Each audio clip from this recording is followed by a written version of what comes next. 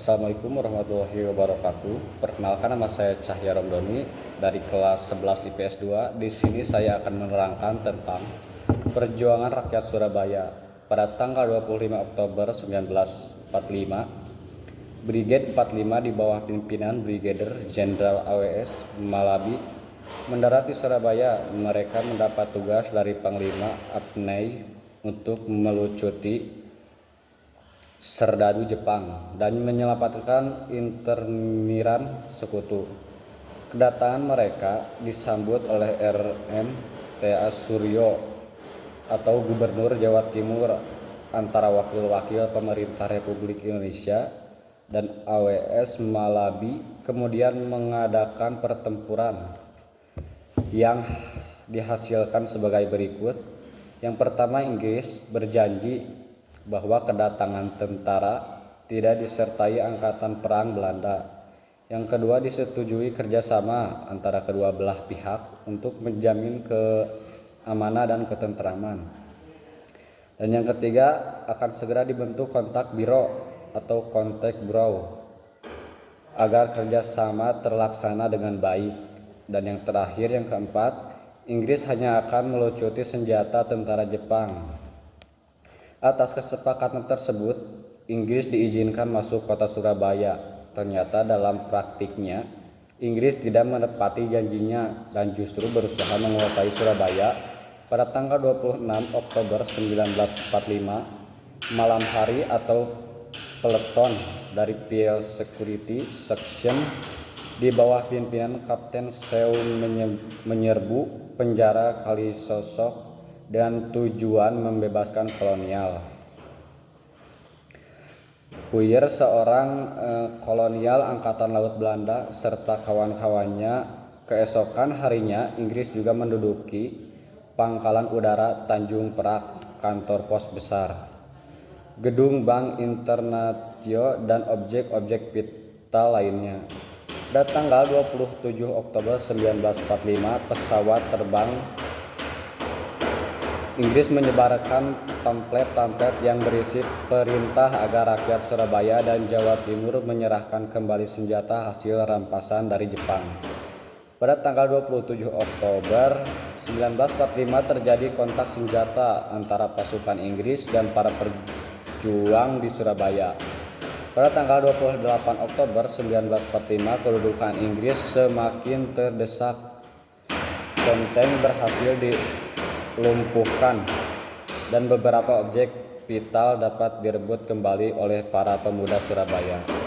Untuk menyelamatkan pasukan Inggris dari kehancuran, maka pihak sekutu negara menghubungi Presiden Soekarno untuk menghentikan pertempuran.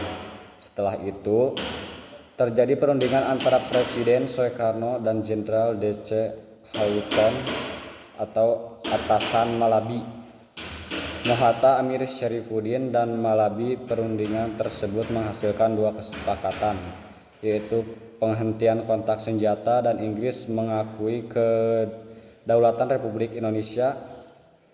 Agar hasil perundingan tersebut dapat dilaksanakan dengan baik dan untuk menghindari adanya kesalahan pemahaman, dibentuk kontak biro yang anggotanya terdiri dari unsur, kemudian mendatangi beberapa tempat untuk menghentikan kontak senjata. Tempat terakhir biro tiba di tempat tersebut sedang terjadi insiden tembak-tembakan antara para pemuda dan pasukan sekutu. Dalam insiden tersebut, Brigjen AWS Malabi terbunuh. Letnan Jenderal Christian Sekutu Panglima APY menuntut atas kematian Malabi dan menyuruh agar rakyat Surabaya menyerah. Kalau tidak menyerah Surabaya, maka dibumi hanguskan. Setelah itu Inggris mendapatkan pasukan baru di bawah pimpinan Jenderal. Pada tanggal 9 Oktober 1945, Manset mengeluarkan ultimatum agar rakyat Surabaya termasuk para pimpinan yang bersenjata harus melapor dan menyerahkan senjatanya kepada Inggris. Kemudian semua harus mendatangi dokumen sebagai tanda penyerahan tanpa syarat.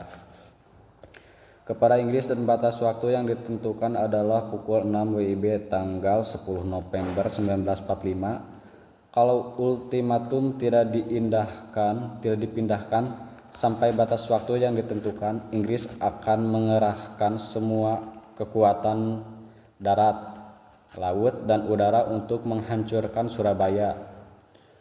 Ultimatum tersebut kemudian dilaporkan kepada Presiden, tetapi hanya berhasil ditemui kepada rakyat Surabaya setelah mendapat tanggapan tersebut pada tanggal 9 November.